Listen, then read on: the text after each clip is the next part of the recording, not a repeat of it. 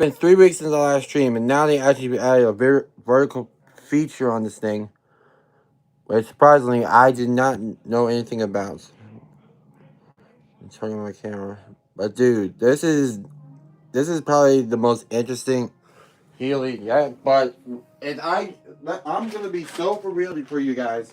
If I have to hear once again about Liv Morgan saying that she's the greatest of all time, shut your damn mouth. Please. Because she is not the greatest of all time. She only got lucky because she has one defense. She's gonna lose it eventually. But Io should have won tonight. This is like so frustrating during that first match though. But honestly, I don't even care. I don't even care. I was going to try to do the intro, but since I was so ticked off about the first match, we really got to talk about this match. So yeah, Liv Morgan versus Io Sky, good match, but bad. That was a bad decision. They should have let Io Sky win honestly, and it would have been better if Steady back here actually returned to what's it called, to SummerSlam, so she can get back on Liv Morgan. But they didn't. I don't know what's up with WWE's booking nowadays. But this is absolutely ridiculous. Honestly, I kind of hate what WWE is doing right now with the creative team and what they're not planning to do right. Hold on. Yeah, I'm sorry, but these gummies, they're really good, but the texture of it is kind of bad, honestly. Got these yesterday, but yeah, like I said, good match, but bad decision. They should have let Io Sky win this match. And like I said, every time that she's saying that she's the greatest of all time, that makes me want to turn off the TV so bad. I would do that, but my brother is here, and he wants to watch the entire thing. He honestly doesn't care. Good evening, everybody. Welcome to the HeavyClash WrestlePod.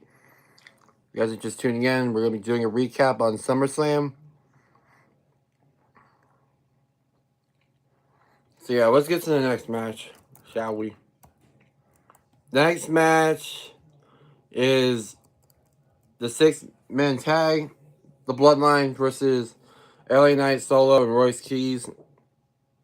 The match was good, but I was not expecting Team LA Knight to win, to be honest. And the fact that Solo's character now is just like he's a comedian, in my opinion. I don't know what is going on with his character. I don't know what they're thinking of doing for him. At least not in the moment.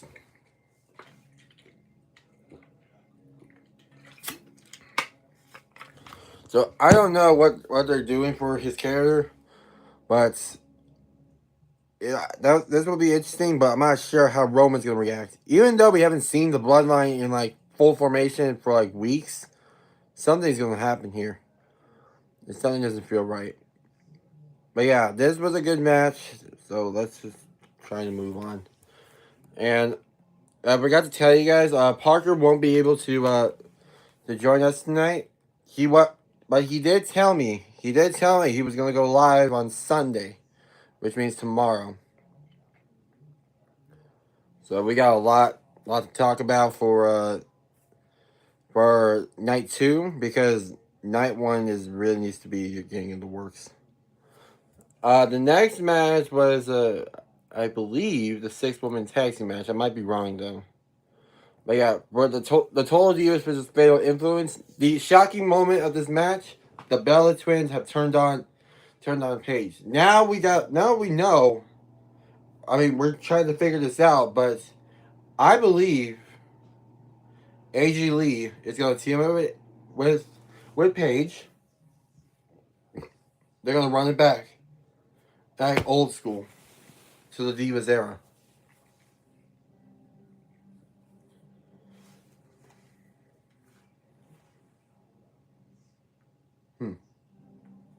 This is funny. So yeah, they might run it back on the Divas era. But the question is, I don't know when AJ Lee's going to return. But if she does return within a matter of months, we're going to see the Bella Twins versus Paige and AJ Lee. Survivor Series or Money in the Bank. But we'll see though. There's a lot. I barely play Fortnite. Just want to let you know. No, Pamster. I don't play it that much anymore. But yeah, great job on Fatal Influence though. Great to see their win and team building.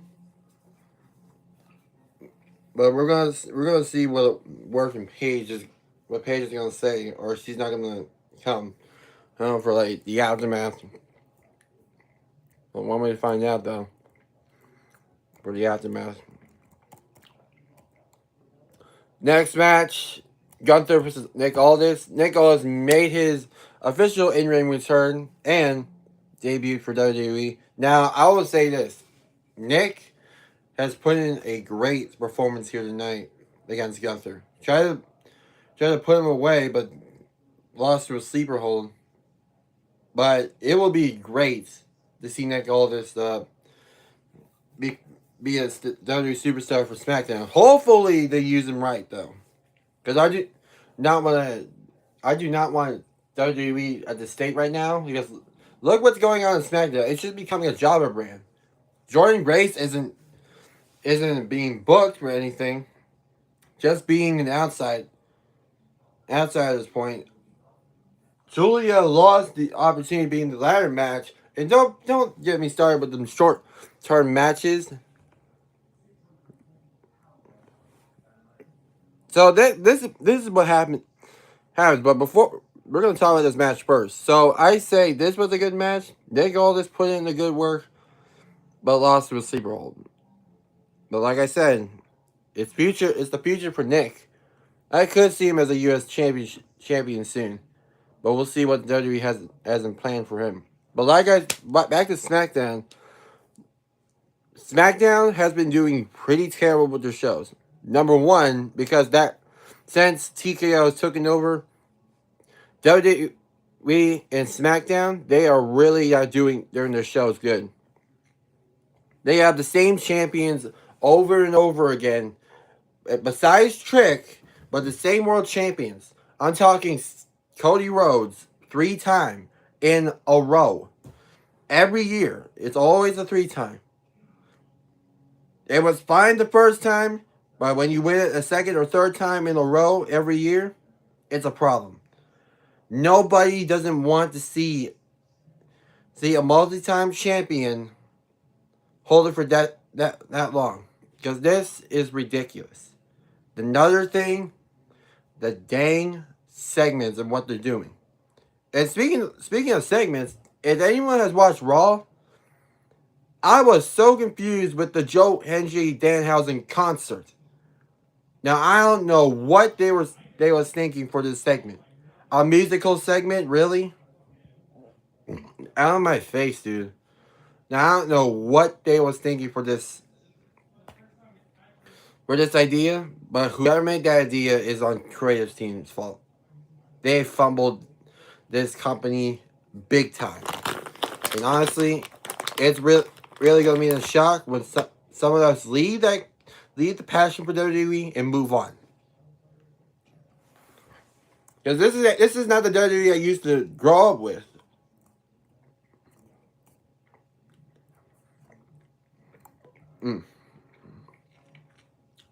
Don't get me started with these gummies, dude.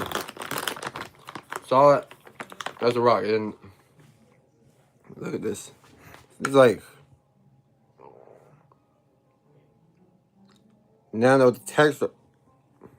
Whoops. Texture these things ain't. But these are the K-pop Demon Hunters gummy candies I got found below yesterday. Got 2 bags. Alright, just transfer the transfer to this one. These are pretty good, by the way. And you know why I bought them? Passion-wise. Everybody needs a hobby.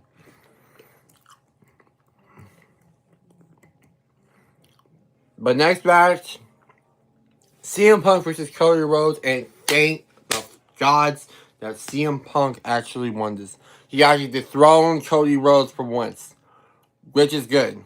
And great to see the returning Randy Orton. We haven't seen this guy in months. This is like the same thing what Roman had to suffer with his leukemia in 24. But it's so great to see Randy Orton back in action. The question is, who's he going to go for? He's going to deal with Cody first or go straight to the world title? Can't say for sure. But yeah, this was a great match. A great match. Great decision. I'm hoping Cody Rhodes moves on from this thing, though. Hopefully.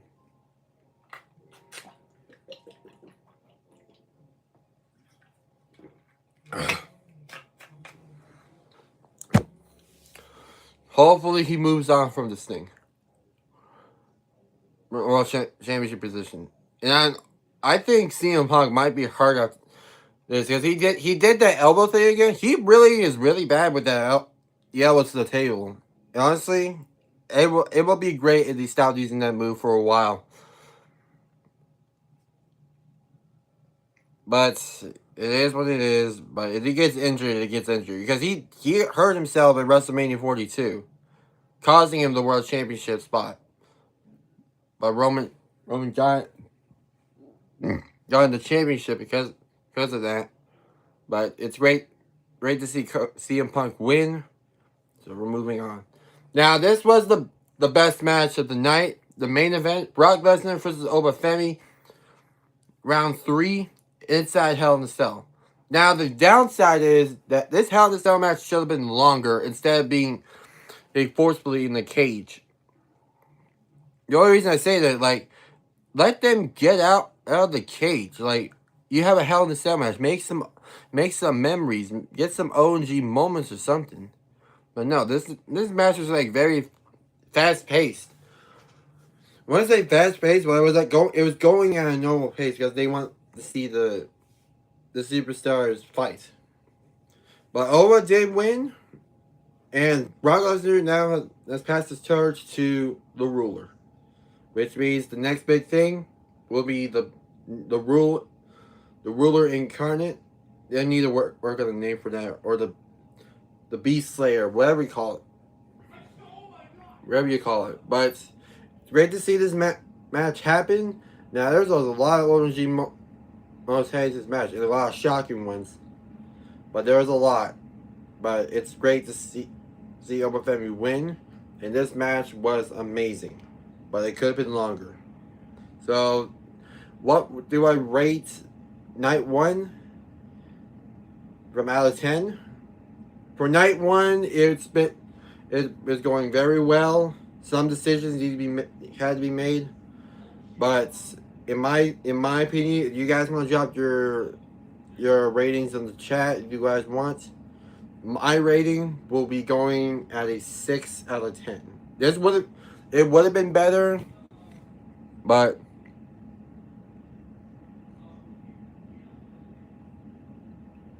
I don't know what to say about the Discord. But this would have been better if a few of them actually won, and the decisions were actually made clear. That would have been better. But yeah, night 1 is just, it was a 6 out of 10. But night 2 tomorrow, it's going to be interesting. But the question is, will it be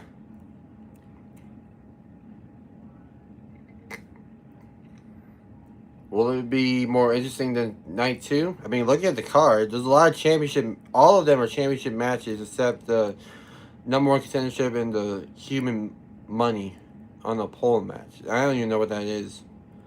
But yeah, I'm gonna shut it down here. Thank you guys for tuning in this short, episode of the HeavyClash WrestlePod. We will be back for night 2 tomorrow.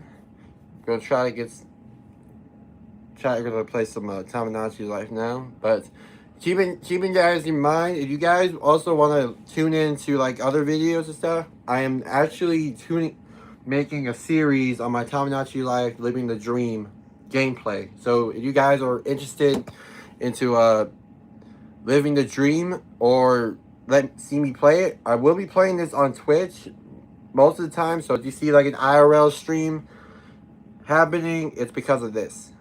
I've been waiting for this game to come out for months, ever since it got released. I just didn't have the time to get it, so I had to wait a few months. Which the wait was worth it. I get to see some gameplay, but it's great to see this game have now. And honestly, I was completely getting bored with playing the same games over and over again. If you guys ever got that feeling for video games, like nowadays, play the same game over and over again to one point, excuse me, to one point that one game is just boards you, and then you just get off because you don't know what to play. Now that's just happened to me because we're growing up. And honestly, I kind of miss gaming when it was very simple. You didn't have to do anything. You just had fun. But now it's just boring. At least when newer games come out. Older games are okay, but when you play the same games over again, it's just nothing. You don't feel that type of vibe anymore. But I'm getting off topic. I'm going to end the live here, guys. Like I said, we'll be back here for night 2. Parker's going to be with us tomorrow. He's still in Massachusetts. Just want to let you guys know in a few days. But until then, I'm going to end the live here. Thank you guys